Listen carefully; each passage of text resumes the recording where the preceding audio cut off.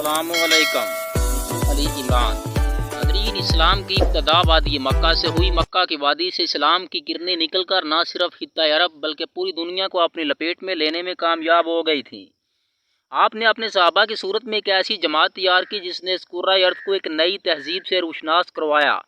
عرب کی سرزمین صدیوں سے ہلاک سے عاری سرزمین تھی۔ یہ لوگ ایک دوسرے کے خون کے پیاسے تھے، باہمی رشتوں کا کوئی احترام نہیں تھا۔ صدیوں سے جہالت میں غوطہ زن قوم کو راہ حق کی طرف لے کر آنے کا اعزاز صرف اور صرف آقا صلی اللہ علیہ وآلہ وسلم کو حاصل ہے۔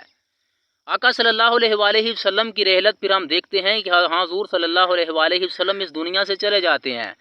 جب تک آپ صلی اللہ علیہ وآلہ وسلم اس دنیا میں حیات رہے، مسلمانوں کی مذہبی اور سیاسی قیادت جو ہے وہ ناظرین آپ صلی اللہ علیہ وآلہ وسلم کے پاس رہی۔ اللہ تعالیٰ نے آپ کی زندگی میں ہی دین حق کی تکمیل فرما دی کہ آج کے دن میں نے دین تم پر مکمل کر دیا اور تم پر اپنی نعمت تمام کر دی اور اسلام کو تمہارے لیے بطور دین پسند کر لیا۔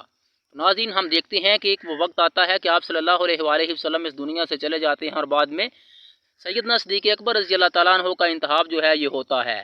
حضور صلی اللہ علیہ وآلہ وسلم کے وصال کے بعد سیدنا صدیق اکبر کا انتخاب مسلمانوں کے باہمی اصلاح و مشورے سے ہوتا ہے۔ مسلمان سقیفہ بنی سعدہ کے اندر جمع ہوتے ہیں اور فیصلہ کیا جاتا ہے کہ چونکہ آپ صلی اللہ علیہ وآلہ وسلم کا وصال ہو چکا ہے، اس لیے مسلمانوں کے لیے خلیفہ کا ہونا ضروری ہے۔ تمام مسلمان سیدنا صدیق اکبر کو خلیفہ کے طور پر خوشی کے طور پر قبول کر لیتے ہیں، یعنی تمام مسلمان جو ہیں یہ باہمی رضامندی سے سیدنا صدیق اکبر پر مطمئن ہو جاتے ہیں۔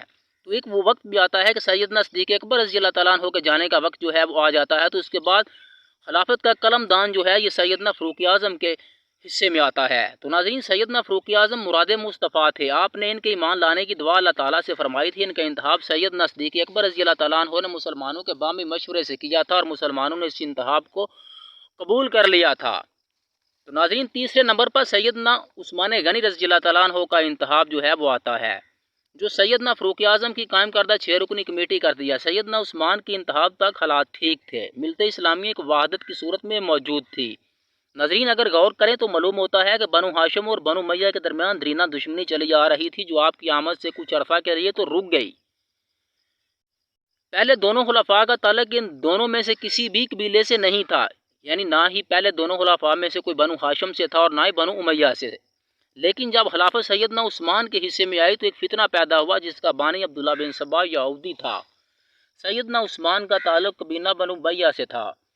عبداللہ بن سبا نے مسلمانوں کے درمیان نفرت کے بیج بوئے اور قبائل کی پرانی دشمنی کو ہوا دینے میں اہم کردار ادا کیا۔ ناظرین، اس بدبخت یہودی نے مسلمانوں کے اندر ایک ایسا گروہ پیدا کیا جس کا دعویٰ تھا کہ سیدنا عثمان کی خلافت جائز نہیں ہے، خلافت صرف اور صرف بنو ہاشم کا پیدائشی اور فطری حق ہے۔ اس فتنے کی بدولت سیدنا عثمان کی باغیوں کی آتش شہادت واقع ہوئی اور بعد میں سیدنا عثمان غنی کا قصاص لینے والا مسلمانوں کا گروہ اور حضرت علی کے جانثار آپس میں ٹکرائے۔ جنگ جمل، جنگ صفین اور نہروان کا واقعہ سب ناظرین اسی فتنے کی پیداوار تھے۔ سیدنا علی کرم اللہ وجہہ کا انتخاب جو ہے یہ چوتھے نمبر پہ ہوتا ہے، یعنی یہ خلافت راشدہ میں سے چوتھے نمبر پر جو ہیں یہ آتے ہیں۔ تو جب خلافت سیدنا علی کرم اللہ وجہہ کے حصے میں آئی تو ناظرین امت مسلمہ داخلی انتشار کا شکار تھی۔ سیدنا عثمان کی شہادت نے ایک خلا پیدا کر دیا تھا جو آج تک جو ہے وہ پور نہیں ہو سکا اور نہ ہی قیامت تک ہو سکے گا۔ امت کی خانہ جنگی کی وجہ سے حضرت علی کی شہادت بھی واقع ہوئی۔ تو ہم دیکھتے ہیں کہ سیدنا علی کی شہادت کے بعد سیدنا حسن کی بیعت جو ہے یہ ہو جاتی ہے اور حضرت امیر معاویہ اور سیدنا حسن آپس میں آمنے سامنے آ جاتے ہیں، یعنی سیاسی اختلاف جو ہے یہ بڑی حد تک بڑھ جاتا ہے۔ سیدنا علی کرم اللہ وجہہ کی شہادت کے بعد مسلمانوں کی اکثریت نے سیدنا حسن کے ہاتھ پر بیعت کی، لیکن سیدنا امیر معاویہ رضی اللہ تعالیٰ عنہ کی طرف سے اس بیعت کو ماننے سے انکار کر دیا گیا۔ سیدنا امیر معاویہ کا تعلق قبیلہ بنو امیہ سے تھا جبکہ سیدنا حسن کا تعلق بنو ہاشم سے تھا۔ جب جنگ کے خطرات منڈلانے لگے تو سیدنا حسن نے امت مسلمہ کے وسیع تر مفادات کو مد نظر رکھتے ہوئے خلافت کا قلم دان سیدنا امیر معاویہ کے حوالے کر دیا، جس سے یہ تنازع وقتی طور پر تو ٹل گیا۔ ناظرین، سیدنا امیر معاویہ کا دور خلافت جو ہے یہ انتہائی پرامن اور فتوحات کے لحاظ سے ایک کامیاب اور پرامن دور تھا۔ داخلی طور پر کوئی انتشار موجود نہیں تھا، اسلامی سلطنت کی سرحدوں میں مزید وسعت پیدا ہو رہی تھی۔ لیکن جب سیدنا امیر معاویہ کے دور خلافت کا آخری وقت آیا تو انہوں نے اپنے بعد اپنے بیٹے یزید بن معاویہ کو خلافت کا قلم دان جو ہے وہ سونپ دیا۔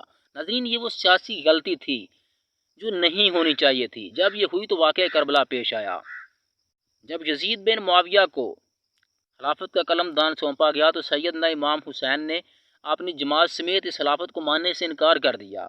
جب طاقت کے زور پر ان کو مجبور کیا گیا تو واقعہ کربلا جو ہے وہ پیش آیا۔ اللہ تعالیٰ آپ کو اور آپ کے اہل خانہ کو اپنے حفظ و